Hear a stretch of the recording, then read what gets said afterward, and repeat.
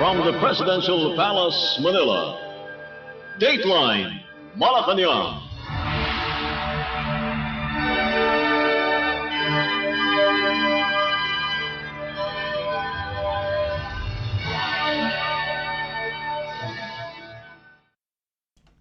Good day, this is Dateline Malacañang in review.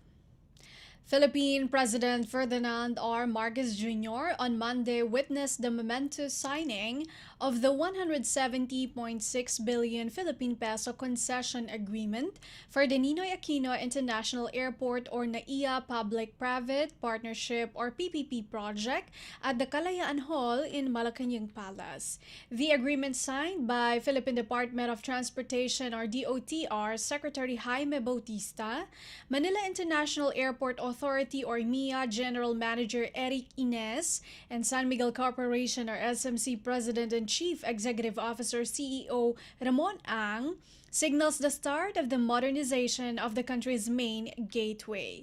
The NAIA PPP project covers all facilities of the airport such as the runways, terminals, and other facilities and is poised to improve the overall passenger experience and service quality. In his speech, the chief executive said after more than 30 years of bureaucratic inertia, political turbulence, and legal wranglings, the comprehensive modernization of the Manila International Airport is finally taking off. Let us listen to the speech of Philippine President Ferdinand R. Marcos Jr. Today, we are celebrating a different kind of departure honor. Because after more than 30 years, the comprehensive modernization of Manila International Airport in partnership with the private sector finally is taking off. Bureaucratic inertia, political turbulence, legal wranglings, these are among the things that conspired to maroon the International Airport rehabilitation on the tarmac of inaction. The nation has unfortunately paid a heavy price for that indecision. The reputation of this airport has been shredded, and let us be frank about it, not by bad press, by its actual poor state.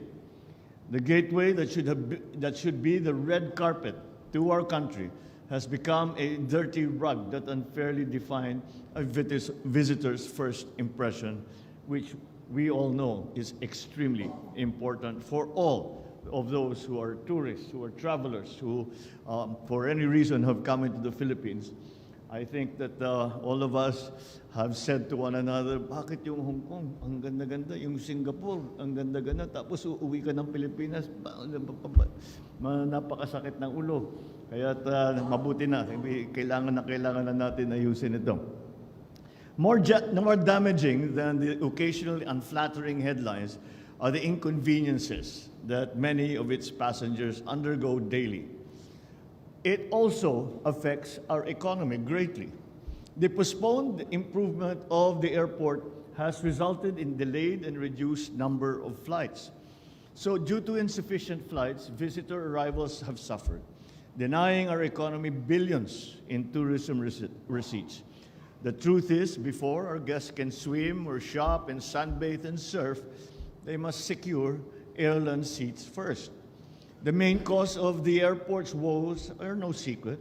It's been operating beyond capacity for many years now, almost a decade. And since that is the case, the restoration of this airport should go beyond its physical design and structure. It requires major overhaul, such as the rehabilitation of the passenger terminals, the airside facilities, the development of commercial assets and utility systems, the provision of intermodal and inter-terminal transport facilities. I think that we have all felt the difficulty of all of these different aspects of the airport operation. Siguro naman at some point, all of us naging civilian tayo na hindi tayo opisyal, na merong nag-aalaga sa atin, naramdaman din natin lahat yan. So today we chart the future of the airport. In a nutshell, we are embarking, and we have to admit this, on a fairly major catch-up plan. So let us roll up our sleeves. Let us be reminded that the bottom line of the Manila International Airport's resurgence is not what it will bring to the coffers of government, but the comfort it will bring to its passengers. So, I urge the San Miguel Corporation and Company Consortium to fulfill its commitments to this PPP project. This undertaking is not just about revenues. That will be remitted to Treasury alone, but resources invested in the airport, and in many ways, it is an investment in our future. The targets are worth repeating to remind us of the hard work that lies ahead. The PPP project will ramp up annual passenger capacity from 35 million passengers per year to almost double, 62 million passengers a year. 62 million talaga yan, ha? Talagang malaking pagbabago yan. But we've seen it before. We've seen it in other airports. Nagagawa naman talaga eh. And so that's we can take lessons from all the other experiences and the best practices of other airports. Hourly air traffic movements will be increased from 44 to 42 per hour to 48 movements per hour.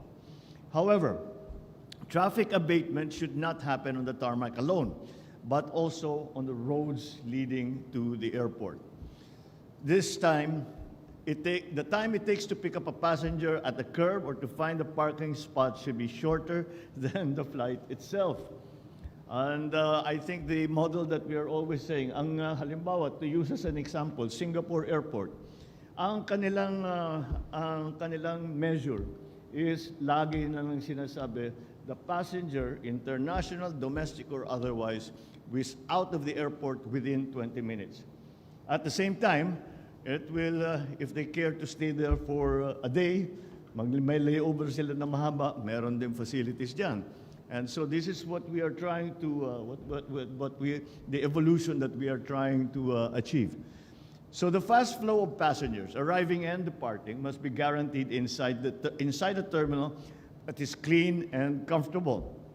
For the record, this PPP project was evaluated within a record-breaking 7 weeks, making it the fastest PPP proposal to be approved in history. But we did not sacrifice scrutiny for speed. It was fast, but it was also fastidiously examined at every step of the way. It was open, transparent, and competitive. In fact, the project was aligned with international best practices, structuring and tendering bankable and fair PPP projects. The result is this project in which everybody wins, from the people to the government that will enjoy the financial windfall. The project will mobilize approximately 88 billion pesos in capital investments within its first 6 years of operation. This is more than 8 times the disbursed capital investments for the Manila International Airport since 2010. On top of rehabilitating and expanding the capacity of Manila International Airport, the private sector will pay the government approximately 1.052 trillion pesos in the next 15 plus to 10 years.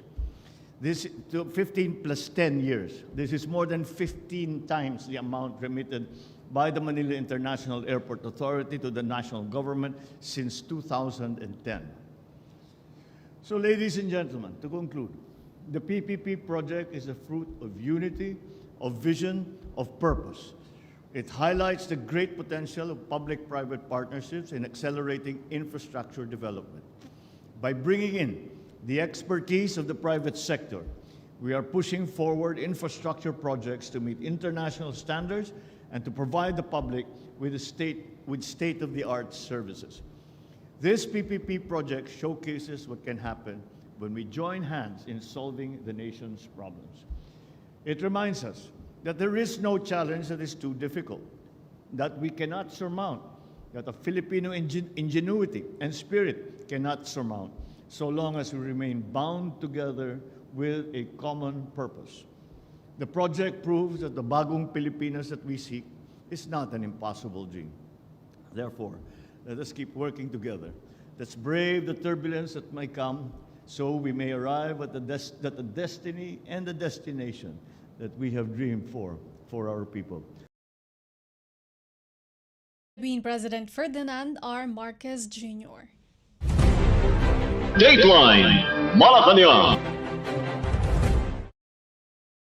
Philippine President Ferdinand R. Marcos Jr. on Monday led the oath-taking of newly promoted star rank officers of the Philippine National Police, or PNP, at Malacañang Palace. In his speech, the president said that with great pride, he congratulated the outstanding officers on their well-deserved promotions. The chief executive reminded that while most of the 55 star rank officers are nearing retirement age, they are neglecting their jobs. President Marcos said they should work even harder to accomplish more during their remaining tenure in office. Let us listen to the speech of Philippine President Ferdinand R. Marcos Jr. Bagong Pilipinas, bawat mamamayan ay ligtas. Friends and fellow public servants, welcome once again to the palace. To the 55 officers who will don new ranks today, please accept my congratulations. I know that these promotions are well earned. They are testaments not only to the length of your service, but the quality of your performance. The insignias you wear do not only reflect rank. They are badges of your commitment to honor your oath. So remember this, the stars on your shoulders are not only sources of pride, but also let them serve as a reminder of the burden that you will have to carry. As a good book says, to those whom much is given, much is expected. There is this misconception that as one nears the pinnacle of one's career, the attitude towards work is to coast along, wind down, and ease up. I believe the opposite. As curtains may close, the dutiful will serve, and it will keep the best for the last. The devoted will never cease fighting. The dedicated will bow out in spectacular fashion. Each one of you will spend the last mile of your glorious journey, not counting the days to your retirement, but chalking up and receiving greater success and showing off more achievements. Because that is the only way that we can honor the trust that our people have given, to work for them until the very last day, the last hour, the last minute of your service. Do it so when it is time for you to troop the line for the last time, you go contented and comforted in the knowledge that you leave the service and the country a better place than what you found. In the meantime, there is much to be done, and as there has been much achieved. In 2017, there were 295,382 crimes committed. By 2022, this has gone down to 207,143. We brought it down further to 198,617 in the first full year of this administration.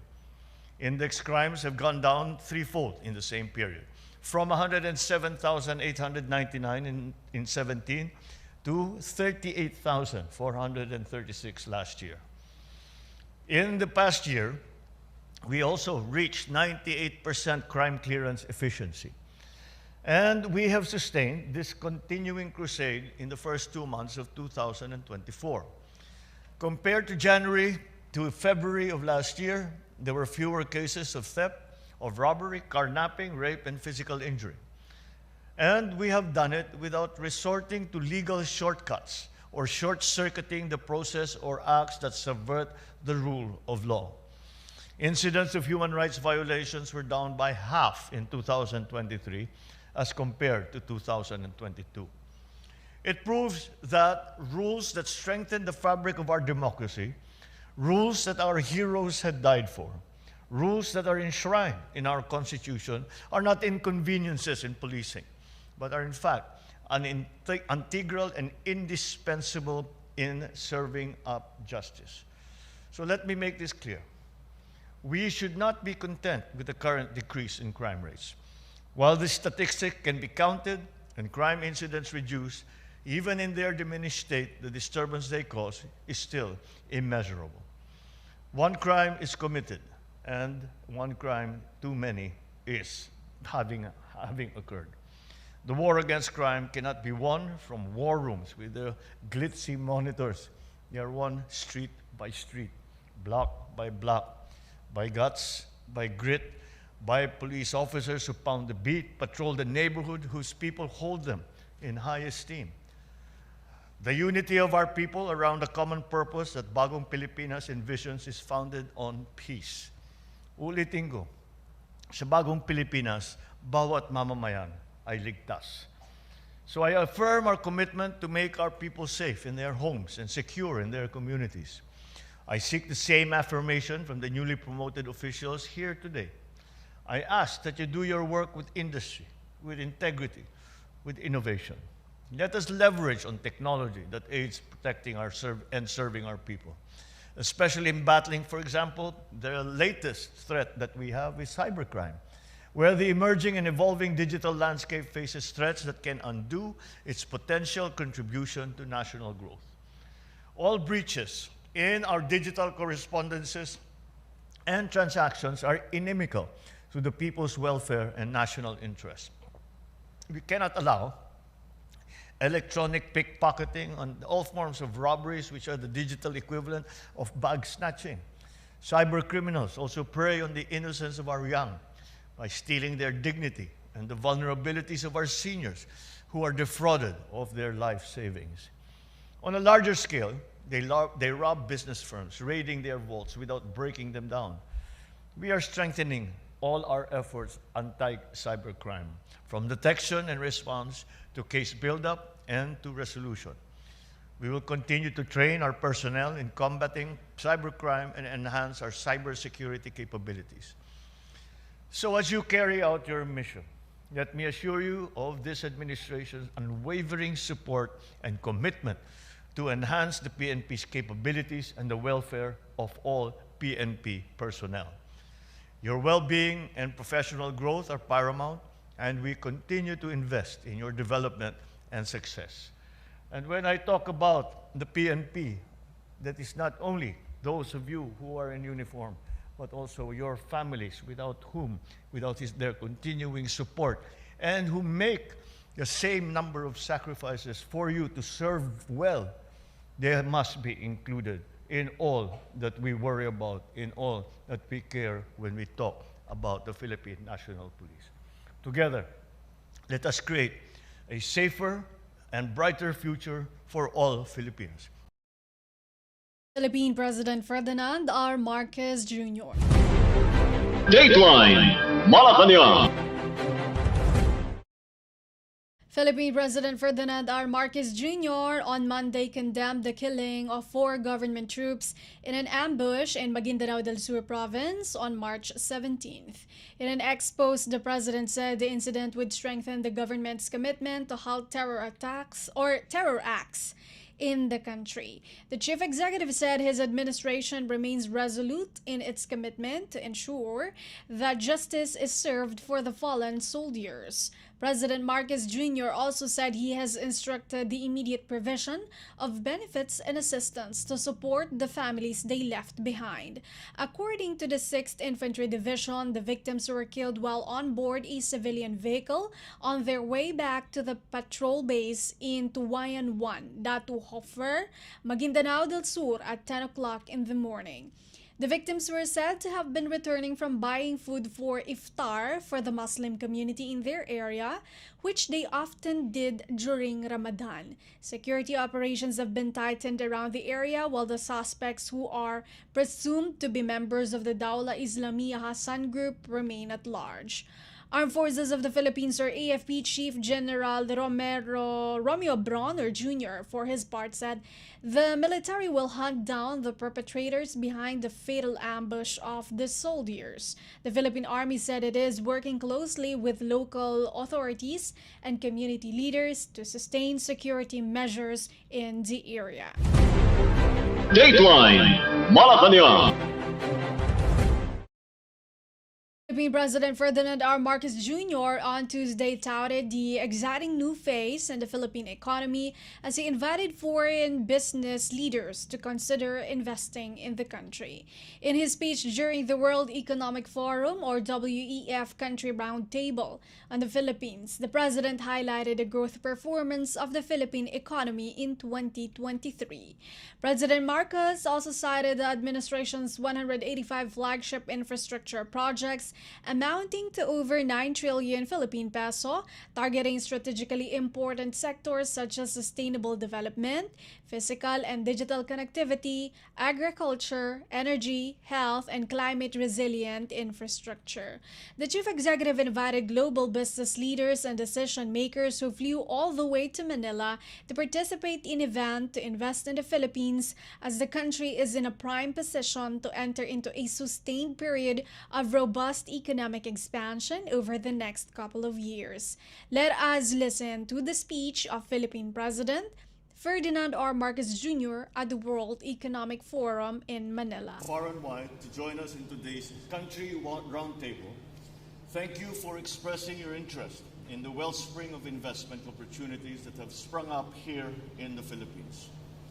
Of course, I would be remiss if I do not acknowledge and extend our profound gratitude to our partners at the World Economic Forum for their enduring support and vital role in the Philippines' growth story and ascent to the global stage.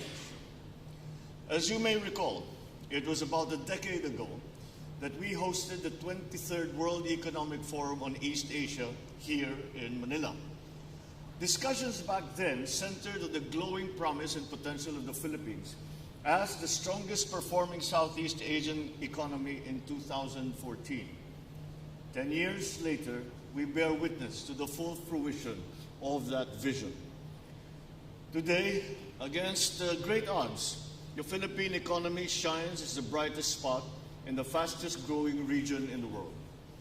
In 2023, the Philippines capped the year off with the highest GDP growth in all of Asia, including China, meeting and exceeding expectations of major multilateral organizations such as the IMF, ASEAN Plus 3, Macroeconomic Research Office, and the World Bank. The country's growth performance was largely driven by the resiliency of domestic demand, an impressive feat against a backdrop of elevated prices and overlapping crises in the global market. It comes as no surprise that investments, particularly in durable equipment and public construction, emerged as a key driver of our full-year growth. From the moment I took office, it was abundantly clear to me that securing investment-led growth required the right policy thrusts and priorities. In response, we quickly formulated a vigorous plan for boosting infrastructure development that featured cross-cutting strategies for enhanced efficiency to reduce operational costs and to avoid costly delays.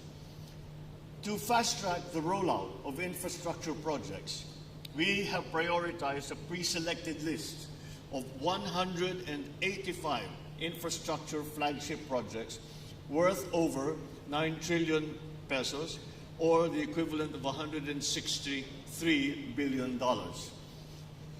These projects, which offer high rates of return and enjoy streamlined processes, target strategically important sectors for sustainable development, such as physical and digital connectivity, agriculture, energy, health, and climate-resilient infrastructure. As of today, more than half of these projects are either already ongoing or approved for implementation, while around a quarter are seen to be financed through the public-private partnership mechanism. Since the early days of this administration, the economic team and I have consistently underscored the pivotal role of PPPs as a potent instrument for harnessing the combined strengths of the public and private sectors for inclusive and efficient nation building. To demonstrate our firm commitment to providing an enabling environment for PPP investments, we revised the Build, Operate, and Transfer Law implementing rules and regulations with the help of key stakeholders from the private sector within the first 100 days of the administration.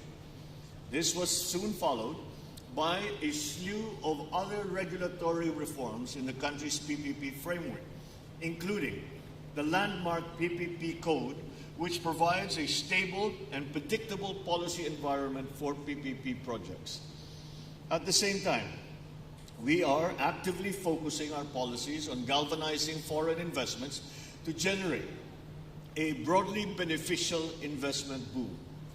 Our economic liberalization measures signal the dawn of a new era of investments here in the Philippines. Now, international firms are welcome to invest in a wider range of high-impact sectors, form joint ventures with Filipinos, or even fully own domestic enterprises in select renewable energy projects. We aim to cover every front at every point of your investment journey. Investors can now count on expedited processes and improved ease of doing business with the newly established green lanes for strategic investments. This directly addresses binding constraints to investments that have long impeded the flow of capital into the country. A sustainable future will not be shaped by siloed thinking and short-term policy making. With the advent of the fourth industrial revolution, we have reformed our corporate income tax structure and fiscal incentive system to attract investments in strategically important industries. The Corporate Recovery and Tax Incentives for Enterprises, or the CREATE Act, positions the Philippines as a strategic hub for high-quality investments by providing longer income tax holidays and additional income tax deductions for highly desirable operations. This includes projects covering research and development and those adopting advanced digital production technologies. We have also established the Philippines' first ever sovereign investment fund to channel capital toward productivity-enhancing sectors. The Maharlika Investment Fund is designed to serve as a magnet for equity financing from abroad and a vehicle for driving long-term growth without compromising efforts towards fiscal consolidation. Furthermore, we are actively fortifying trade and economic ties across the region to promote inclusive cooperation in a time of geo-economic fragmentation. The Indo-Pacific Economic Framework for Prosperity will establish a high standard commitment that will deepen economic engagement across the region. So together with ASEAN-Australia-New Zealand Free Trade Agreement and the Regional Comprehensive Economic Partnership, we will champion our regional economic integration as a viable pathway for shared prosperity.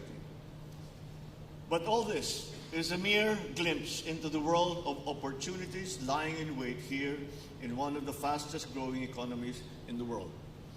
Clearly, the Philippines is in a prime position to enter into a sustained period of robust economic expansion over the next couple of years. I extend an invitation to our guests and partners here today to join us in this exciting new phase. The members of the economic team are here today ready to discuss those opportunities that I speak of in greater depth. Once again, thank you for coming to this country roundtable on the Philippines, and I sincerely hope that today's event will serve as a fertile ground on which new and stronger partnerships will take root and flourish. Then Ferdinand R. Marquez Jr. Dateline Malacañang. While in a bid to strengthen the country's economy, Philippine President Ferdinand R. Marcos Jr. said the administration aiming to reskill and upskill the country's workforce, enhance efforts to adjust the new technologies, and attract more investments. During the question and answer session of the World Economic Forum, or WEF, on East Asia at Malacañang on Tuesday, the president said to WEF President Borge Brende that Filipino workers need to improve competitiveness and keep up with the advancements under the new economy, both domestically and internationally. The chief executive said the government is making sure that investments are done properly to ensure it actually helps the country's economic growth. Dateline Malacañang.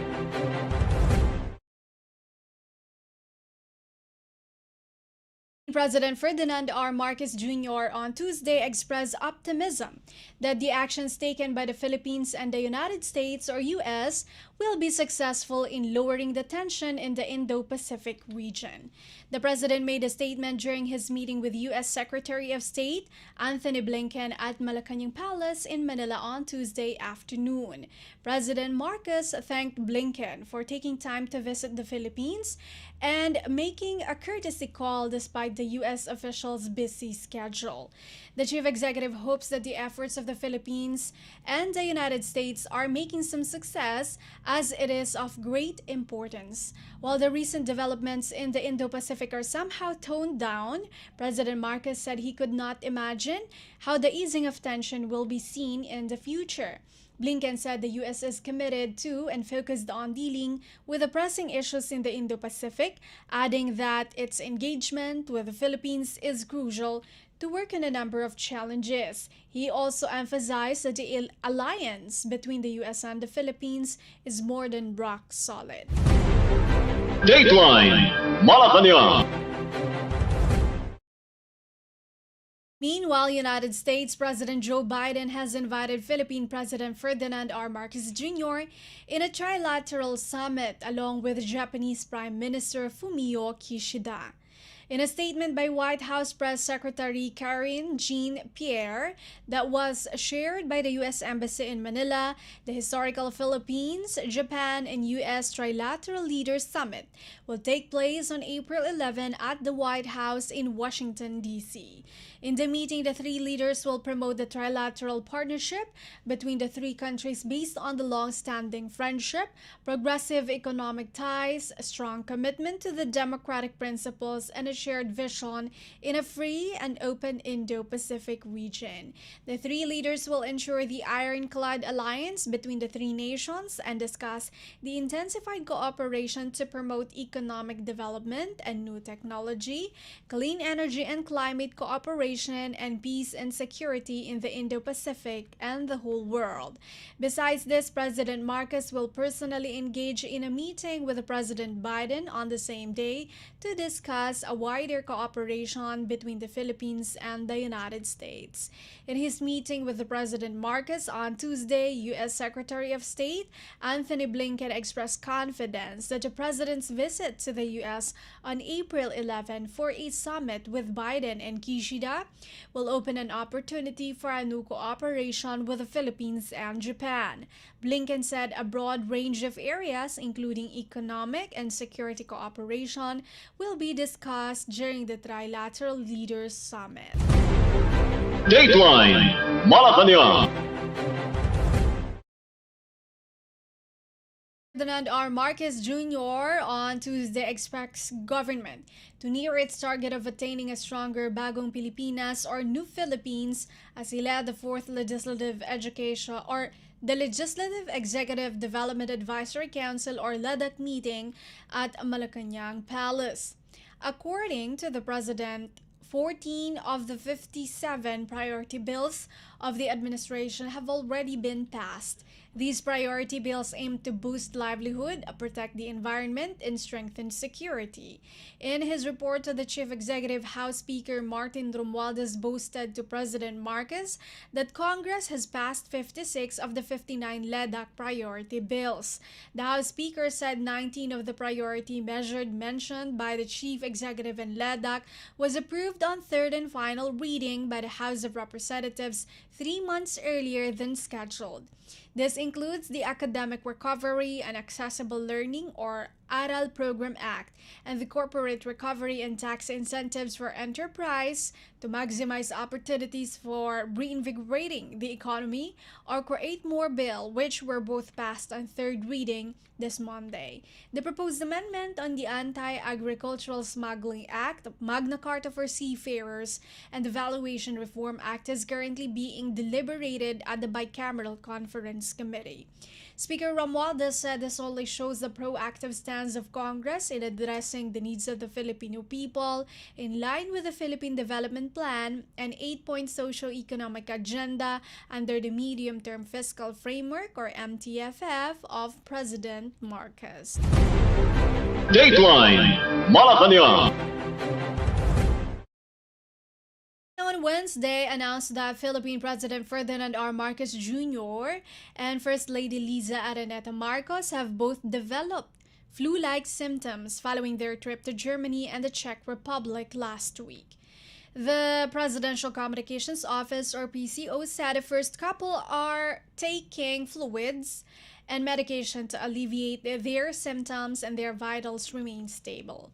According to the palace, in order to get well at the soonest possible time, their attending physician advised them to get some rest, drink medicine, and plenty of water to make them feel better. PCO Secretary Cheloy Garafil said all of the president's appointments in the succeeding days have been canceled.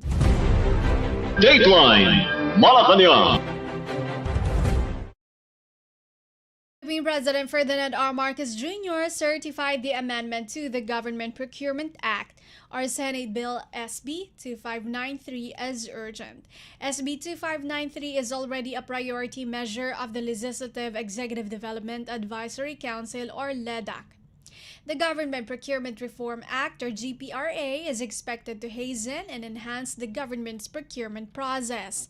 The measure aims to require government agencies to have an organized plan and an early implementation of procurement activities. Also included in the bill is the most economically advantageous responsive bid, or MEARB, which will address the award criterion as stipulated under Republic Act or RA 9184 or the Government Procurement Reform Act of 2003.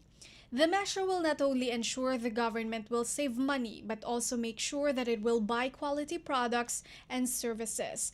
Under the proposed measure, the Department of Budget and Management or DBM will create procurement positions in various government agencies to ensure skilled and professional are designated as procurement practitioners of the government. The GPRA bill is currently under interpellation at the Senate. Dateline Malacañang. For Dateline Malacañang in review, Philippine President Ferdinand R. Marcos Jr. said cutting the Philippines' interest rates is too early. This is a statement of the president when asked for his position on cutting rates due to the high interest rates in the country. In an interview, the chief executive explained that the Philippines is still fighting inflation. Even though the government has controlled or mitigated the effects of inflation, President Marcos said external shocks still continue to enter the country. However, President Marcos assured that the government is monitoring the latest situation and is studying this possibility. President Marcos said the government does not see that this is a time to reduce interest rates in the country, for we are not yet there. Dateline Malacañang. All for today's Dateline Malacañang in review for Radyo Pilipinas World Service. This has been Bea Gaza. From the Presidential Palace, Manila, Dateline Malacañang.